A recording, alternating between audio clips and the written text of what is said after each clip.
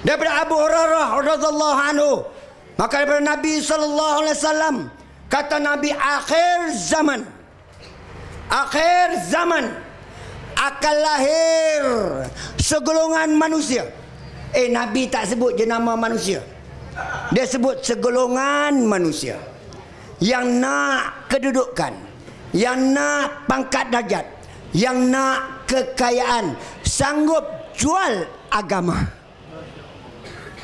Mereka memperlihatkan diri mereka, kata Nabi, dengan pakaian-pakaian seolah-olah mereka lah orang yang zuhud. Sebaliknya, kerana nak simpati orang ramai, maka pakaian mereka melambangkan kewarakan, seolah keulamakan mereka dengan pakaian. Sebenarnya, kata Nabi, kerana nak simpati orang ramai. Kemudian apa kata Nabi? Kerana nak kedudukan, pangkat darjat, kekayaan, sanggup jual agama. Sebab tu jangan heran, percakapan mereka, kata Nabi, manis umpama gula. Sebab tu orang pah ni, tu gupah ni cakap molek. Pangkapah pahala, pangkapah Islam, pangkapah syurga. Manis dah dia kak?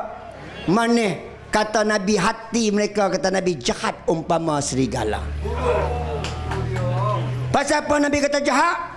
Sebabnya pahala, dosa, syurga, neraka, kerja Allah. Kenapa ni Aziz pergi ambil kerja Tuhan yang kerja mumu tak buat?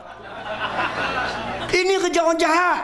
Kerja Tuhan jadi kerja dia, yang kerja dia dia tak buat. Ini sebab Nabi kata hati mereka jahat umpama serigala. Maka dalam hadis ini Allah Tuhan berfirman, apakah kamu tertipu dengan kelembutanku? Tanya Allah.